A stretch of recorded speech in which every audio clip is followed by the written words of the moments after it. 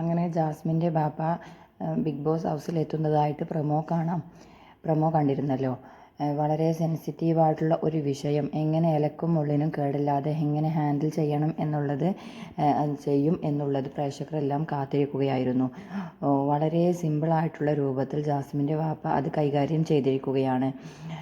ജാസ്മിൻ്റെ കഴുത്തിൽ ഗബ്രി കൊടുത്തിട്ടുള്ള മാല ജാസ്മിൻ്റെ ഫാദർ ഊരി വെക്കുകയും പകരം ഒരു സ്വർണ്ണമാല കൊടുക്കുകയും ചെയ്യുന്നുണ്ടായിരുന്നു. അത് ഇനി വേണ്ട മോളെ, നിനക്ക് ഇനി ഇവിടുന്ന് ഇറങ്ങുന്നത് വരെ ഇത് മതി. ഒരു ഒച്ചയും ബഹളവും ഒന്നുമില്ലാതെ തന്നെ നല്ല നൈസായ രൂപത്തിൽ അത് ജാസ്മിൻ്റെ ഫാദർ അത് കൈകാര്യം ചെയ്തിരിക്കുകയാണ്. പിന്നെ ഗബ്രിയുടെ ഫോട്ടോ അത് ജാസ്മിൻ്റെ ബാപ്പ എടുത്ത് മാറ്റുകയാണ്. അതിങ്ങ് തരൂ, അതൊന്നും നിനക്ക് വേണ്ട എന്ന് പറയുന്നുണ്ട്. അതിൽ ജാസ്മിൻ കരയുന്നുണ്ടായിരുന്നു.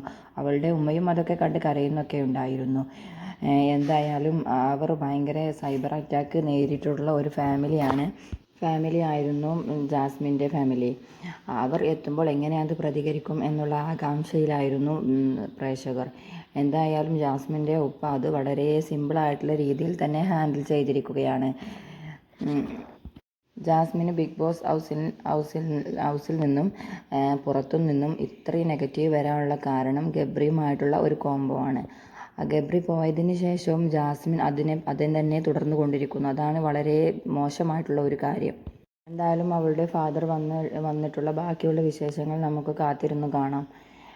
പുതിയ വിവരങ്ങൾക്കായി നമ്മുടെ ചാനൽ സബ്സ്ക്രൈബ് ചെയ്യൂ. നിങ്ങളുടെ വിലയേറിയ അഭിപ്രായങ്ങൾ നമ്മുടെ കമൻറ്റ് ബോക്സിൽ രേഖപ്പെടുത്താൻ മറക്കരുത്. എന്തായാലും താങ്ക് യു.